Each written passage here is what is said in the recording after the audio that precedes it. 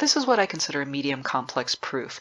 How to proceed to get the conclusion is not immediately obvious. It doesn't just jump out to you that you should combine lines 2 and 3 and so on and so forth. With a medium complex proof then, it's important that you make use of your strategies and known tactics. And here we're going to use this proof to demonstrate the working backwards strategy. Now just to get this out of the way, don't mistake working backwards as literally just starting with the conclusion and somehow making it up from there. Never, ever, ever just write your conclusion into your proof. Instead, what working backwards means is that you reverse engineer the proof. You always start by asking what sentence it is that you would like to have. Usually that's your conclusion, but it can also be any intermediate step. In fact, you'll see that we use this question process throughout this entire proof discovery process. And then you ask yourself, what rule and what ingredients, if I had them, would get me the sentence that I want? For example, given our premises, there's really not anything from lines 2 or 3 that looks promising at all in terms of helping us derive this A.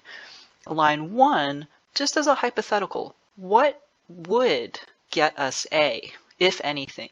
And of course the answer is nothing immediately, but if we had not A, dn would get us A, and the reason why I'm hopping to not A is because we could get not A as a result of modus tollens on line 1 if we only had not B. Line 1 is our conditional, and if we only had the negation of the consequent, then we could use modus tollens on line 1, and then in terms of the working backward strategy, we just repeat. We don't have not B, but is there any way to get it? Line 3 doesn't appear like it's going to be helpful at all. Line 1 is the line that we're trying to work with, so it's not going to be anything from there. Well, what about line 2? This is a pretty complex sentence, but again, fixing on the main operators, we can see that it's a conditional. And it's a conditional whose consequent would be basically what we wanted. That is to say, if we got B, a double negation line would get us not B, and we could get B from modus ponens on line 2 if only we had tilde B and H. And so you can see this working backwards process is just this iterative step of asking, well,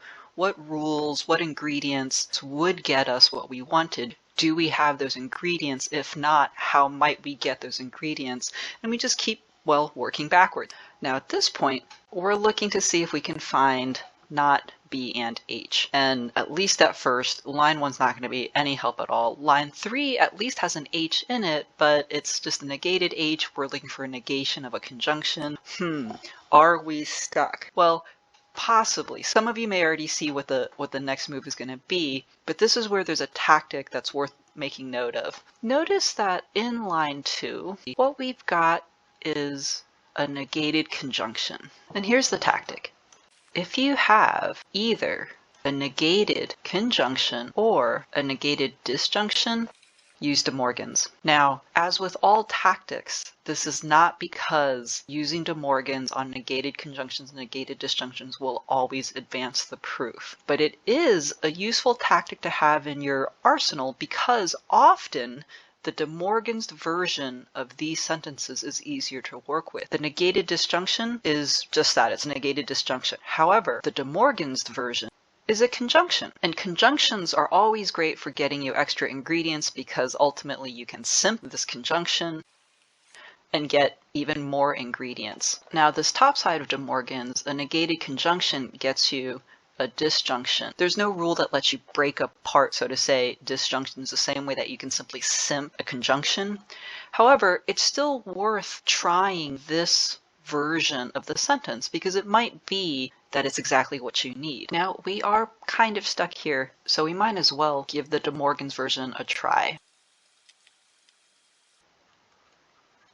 Now, where does that leave us in our proof? Well, it leaves us with an alternative. We were looking for MP on line 2 and the antecedent. Or what about line 4 and this version of the antecedent? Now, one quick thing to notice is how in this version we were looking to use line 2, whereas with this version of the antecedent we're looking to use line 4. This is the thing with replacement rules, is that once you do use a replacement rule, it does make a difference which line you appeal to when you do use one or the other line. If we match up with this antecedent, then we are using the conditional at line 2. 2. If we match up with this antecedent, then it's going to be the conditional at line 4. All right, well, so what? It's not like we have not B or not H somewhere in the proof. Well, remember how we had line 3, this tilde H sitting around, and we weren't sure what to do with it? It didn't seem like it was going to be very helpful. Well, suddenly it is. We used add on line 3. We would be able to get this antecedent that we wanted that would allow us to use modus ponens, that we would then use double negation on to use modus tollens and so on. And in fact, that's what happens when you work backwards, is whenever you're ready, you just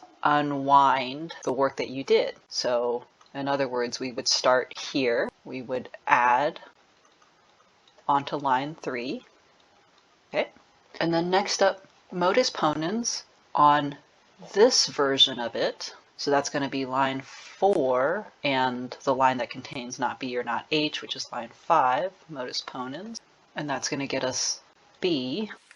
Why did we want that? Because we were going to use double negation to get not B, which we wanted to be able to use modus tollens on line 1 and the line containing not B to get not A, and we wanted that because we were going to use double negation to get our desired conclusion. So that's an example of the working backward strategy with a medium complex proof.